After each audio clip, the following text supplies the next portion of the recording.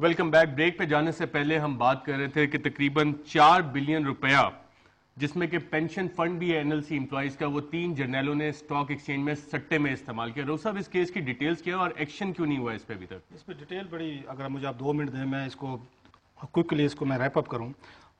General Musharraf صاحب کی جو آئی تھی فائنینشیل ٹیم میں تھی، انہوں نے ایک طرح کا ڈرامہ کیا تھا کہ آپ کے اسٹاک ایکسچینج ہیں، آپ ان کی فیک آپ وہ دکھائیں، گروتھ دکھائیں کہ پاکستان میں بڑی انویسٹمنٹ ہو رہی ہے. انہوں نے ایک سیکرٹ وہاں پہ ڈیسیژن کیا تھا جتنے بھی گورنمنٹ کے انسٹیٹیوشنز ہیں، ان کے پینشن فنڈ ہیں، ان کے سیونگ اٹھا کے آپ اس کے شیئر لینا شروع کر دیں مارکیٹ میں. ہمارے انڈیکس ریکارڈ بریک ہو گیا. انہوں نے اس طرح کی حرکتیں کی.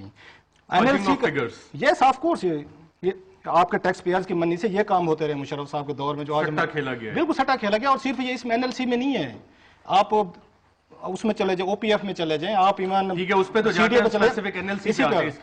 پہ جرنیل صاحب بیٹھے تھے، انہوں نے تقریباً 4 بلین روپیز اٹھا کے اسٹاک ایکسچینج میں انہوں نے جا کے جوا کھیلا. اچھا، انٹرسٹنگ چیز جو اس میں، جو پاکستان کا کوئی پولیٹیشین سوچ ہی نہیں سکتا اس طرح کا یہ کام کرنے کا جو ہمارے ان جرنیلوں نے کیا تھا، جو یہ تھے آنریبل تھے.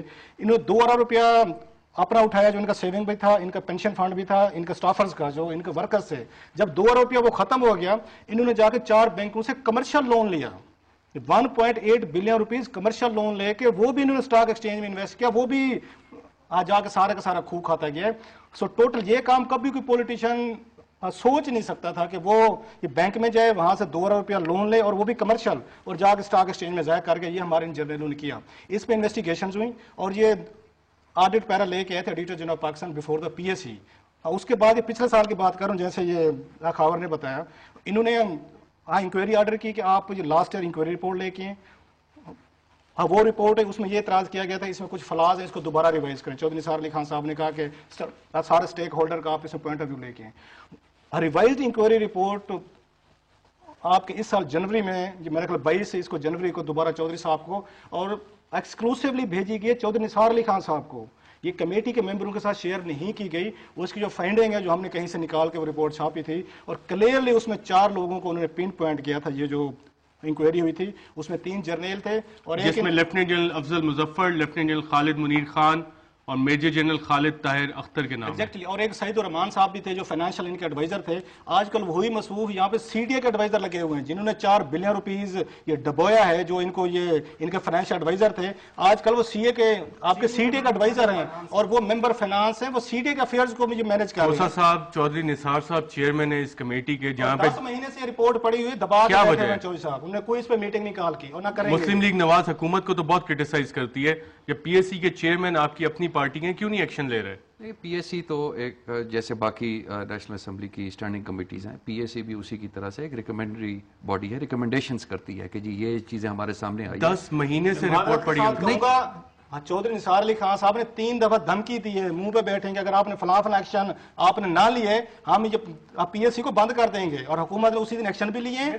لوگوں کو انہوں نے سسپینڈ کیا ہے، انہوں نے وہاں پہ آرڈر کیا. حالانکہ ریپرزینٹیو پارٹی ہے، کھوسا صاحب ٹھیک کہہ رہے ہیں، وہ تو کمیٹی کو چلاتے ہیں لائک چیف ایگزیکٹو، اور حکومت کو 4 دفعہ کہہ چکے ہیں یہ کہ ہم یہ کمیٹی بند کر دیں گے، یہ اسٹیپس لیں. جب لیکن فوجیوں پہ بات آئی ہے، کیونکہ ان کا خود اپنا فوجی بیک گراؤنڈ ہے چودھری نثار علی خان صاحب کا، اس وقت یہ رپورٹ 10 مہینے سے کمیٹی کے سامنے نہیں ہے. اس کی رپورٹ آئی ایم ریپیٹنگ، وہ چودھری صاحب نے خصوصی اپنے پاس رکھی ہوئی ہے. کیونکہ اس میں کھوسا صاحب کیوں رکھی ہوئی ہے 10 مہینے سے؟ مسلم لیگ نواز کے اپوزیشن لیڈر ہیں اسمبلی میں، اور وہ اس طرح کے کام کر رہے ہیں. ایک چیز جو آپ لوگ سارے اس چیز کے سارے وہ ہر چیز پورا ملبہ چودھری نثار علی خان صاحب پہ ڈال رہے ہیں. بات یہ ہے کہ ایک چیز سامنے آ گئی ہے، میڈیا میں بھی پبلکلی 10 مہینے سے رپورٹ کس کے پاس ہے؟ نہیں، اگر انہوں نے ریکمنڈیشن نہیں کی تو گورنمنٹ کیوں نہیں ایکشن لیتی؟ گورنمنٹ کیسے کرے گی؟ چیئرمین پرسن وہ ہے اس کے پی ایس سی کے. پھر آپ ان کی معذرت کے ساتھ کھوسا صاحب کو پھر یہ پی ایس سی کی فنکشننگ اور اس کا پتہ ہی نہیں ہے کہ پی ایس سی کیسے آپریٹ کرتے ہیں. اگر حکومت انٹرفیئر کرے تو چودھری صاحب تو ان کے ایسی تیسی کر دیں گے کہ حکومت کی کیا ضرورت ہے کہ وہ آگے پی ایس سی کے افیئرز میں انٹرفیئر کرے. انڈیپینڈنٹ پارٹی، اس کا تو رول ہی نہیں. حکومت کرے گی، یہ چڑھ جائیں گے کہ یہ دیکھیں کہ پی ایس سی کے افیئرز میں، میں نہیں کہہ رہا کہ پی ایس سی کے افیئرز میں آپ انٹروین کریں.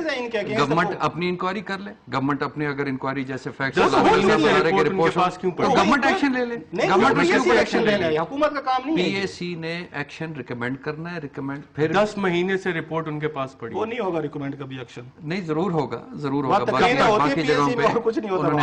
آپ ریز کریں گے آن دی فلور آف دی ہاؤس. شریف صاحب میری بات سنیں 1 منٹ.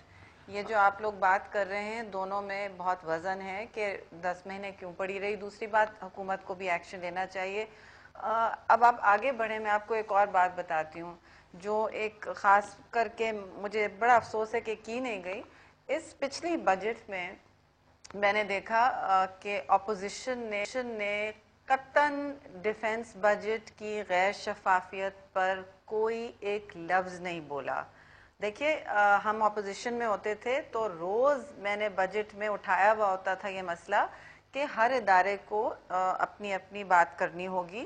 اور آپ کو یاد ہوگا پچھلے سال مجھے بڑی خوشی ہوئی تھی کہ ایک انقلابی بات ہوئی ہے پاکستان میں کہ پہلی دفعہ ڈیفنس بجٹ کو ڈس ایگریگیٹ کیا گیا اور چاروں سروسز کے الگ الگ مد نظر آئے, اور میں سمجھی کہ ایک شروعات ہے کہ اب آگے ٹرانسپیرنسی ہوگی اور اس پر بھی اکاؤنٹیبلٹی کی بات کی جائے گی. پینشن کی آپ بات کر رہے تھے, سارے جو سویلین پینشنز بڑھتے نظر آتے ہیں اس میں ملٹری پینشنز ڈالے گئے ہیں تاکہ ملٹری بجٹ کم لگے. تو میں یہ نہیں کہہ رہی کہ ہم اس وقت جس وقت ایک وار آن ٹیرر ہے ملک میں, دوسرے بھی حالات ہیں, ہر قسم کے شہری رحمان صاحبہ معافی تو چاہتا ہوں ایک دفعہ پھر انٹرپٹ کرنا. ہم اپنے موضوع کی طرف واپس آئیں گے اسپیسیفک رپورٹ NLC کی ایک چھوٹے سے وقفے کے بعد. کتنے وقت ہیں بھائی؟